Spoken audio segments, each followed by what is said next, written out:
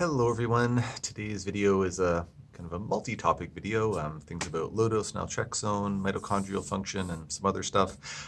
So just before jumping into the video, if you don't mind taking a quick second to like, share, subscribe, and or post a quick comment on the video, I'd really appreciate it. So thanks in advance for taking a second to do that.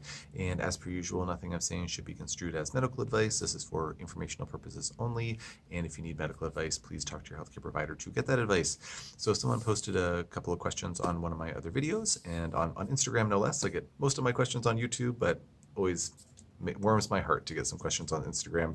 I ask myself, why do I post on Instagram? Nobody asks questions on there, but some people do from time to time. So thank you for posting questions on there. So the questions are as follows. It says, have you heard of HPA dysfunction following low-dose naltrexone usage? HPA is the hypothalamic pituitary axis, and I have not heard of that. I've mentioned in a previous video, I've had at least a couple hundred, if not a few hundred patients on LDN. But I'm not able to prescribe LDN in my scope of practice here in Nova Scotia and Canada, but many patients of mine have been prescribed it by other clinicians, and I've never heard of that happening before. The person here goes on to say that this happened to her, and there is reporting of it in the research literature, but at higher dosages. Have not seen that before. So quick and easy answer there. Also, I had another question for you regarding mitochondria. I listened to your interview with the Better Health guy, and you mentioned it helping with energy, but sometimes it can tap out after some time due to not getting to the root cause of low mitochondrial function.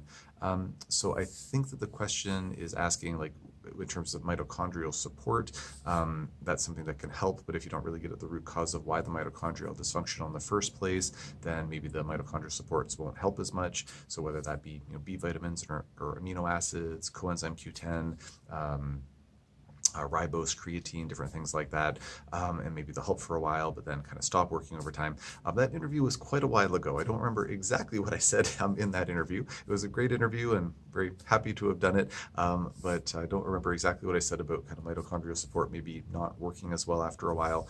I don't think I've really had many patients where that's been the case. I think maybe I've seen that a couple of times, but generally speaking, in my experience, comprehensive mitochondrial support will usually, if it's going to help, it will help, and then some patients will hit a plateau. Maybe there might be instances where the benefits of it start to regress a bit over time if we're not getting at the root cause, but generally I don't find it really regressing, just might hit a plateau. If the mitochondria have underlying root cause factors that are interfering with their function, whether it be environmental toxins like synthetic chemical toxins or mycotoxins or viruses or other chronic infectious microbes, those can interfere with mitochondrial function. If those aren't addressed, then just direct mitochondrial supports might only pack so much punch, but generally I don't see them backsliding in terms of improvements that we've already seen. But I'm definitely a big proponent of going after those root cause issues, because even if a person's feeling wonderful on mitochondrial support, but they're stuck taking it, they can't seem to wean off of it, well, it really begs the question, why is that? And are those underlying issues that maybe the mitochondrial support's just kind of compensating for, are they going to cause other issues down the road? So twist my rubber arm to be on in favor of addressing root causes. That's kind of our MO as naturopathic doctors. We want to find and address the root causes of illness. There's more. So let's see here.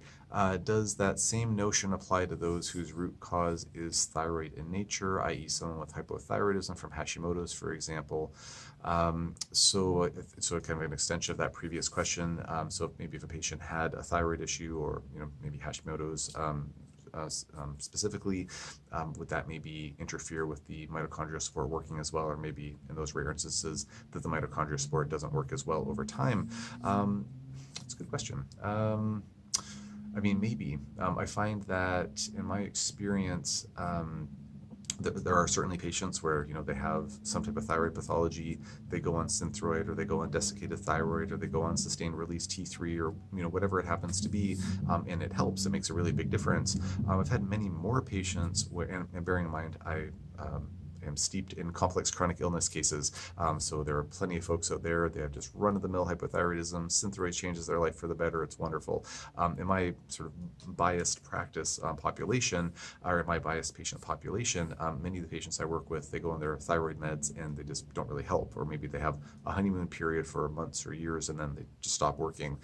So what I usually find is that the thyroid based interventions don't really make a big difference. Pharmaceutically, they can, as mentioned. The non-pharmaceutical options I find don't usually make a big difference. Things like selenium supplementation or inositol or ashwagandha. Like sometimes these things help some patients and maybe for various reasons, not necessarily just because they can impact the thyroid, but I find that doesn't usually have as much of an impact. I find the thyroid or the hormone imbalances in general are oftentimes downstream to other factors like some of those root cause issues, those mitochondrial interfering agents like I mentioned earlier, like the infections and toxins and things like that.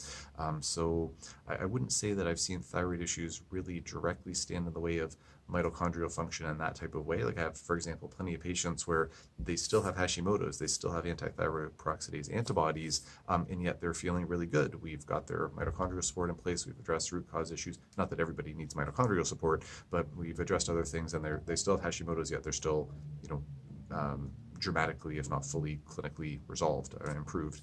So I don't think that thyroid issues are typically like a big roadblock unless they're as long as we are addressing kind of like the peripheral factors that are kind of leading to those thyroid issues in the first place.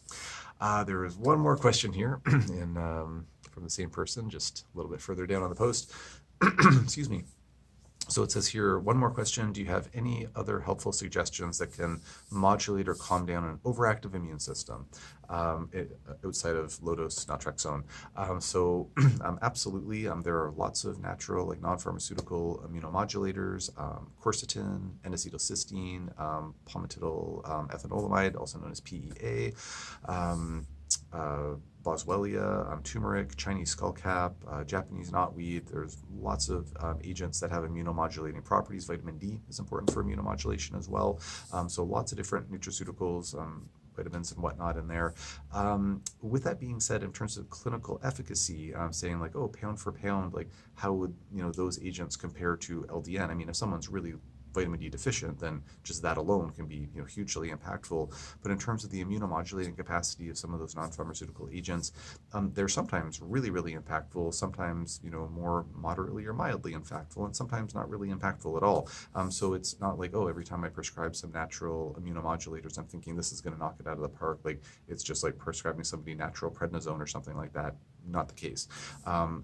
They can be really helpful, but it really is kind of a synergy between addressing the root cause issues and bringing in those immunomodulators. Now, the one exception to that would be one of my favorite topics, which I've posted about many, many times, which is good old low-dose immunotherapy, or LDI, not LDN, which is low-dose naltrexone.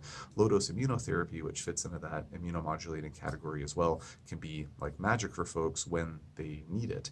When a person is sensitive or allergic to a given antigen, like whether it be a microbe like the Borrelia burgdorferi bacteria, or streptococcus, or maybe a hormone like estrogen or progesterone, LDN is just second to none with producing really impressive results when a patient actually has a sensitivity or allergy to those substances in question. Unfortunately, there are no lab tests that can be done ahead of time to determine what a person might be sensitive or allergic to with respect to those types of microbes. You don't go to an allergist and say, hey, do the skin scratch test or the skin prick test for Borrelia on me. Like, they'll look at you like you're a crazy person. It just does not exist in that world. But low-dose immunotherapy can be just incredibly, incredibly profoundly beneficial for folks, and I've seen it crack many, many a difficult case. I've also had many cases where we've tried every LDI formula that we have, and it just has not worked. So not a panacea, but for select cases, or for cases where it's indicated, it's just second to none. So I posted lots of other videos about LDI in my on social media, so feel free to keyword search that on YouTube, or search scroll down the list of my videos on Instagram if you're so inclined, but searching by keyword on YouTube would be the fastest way to find those videos. Thank you to the individual who asked all these questions. You've asked me questions before, and they're always good questions, so thanks for sending a bunch of other good ones. I hope this information was useful. If anybody has any questions or comments on these topics or anything else, just post in the comment section below, and I will answer as soon as I can.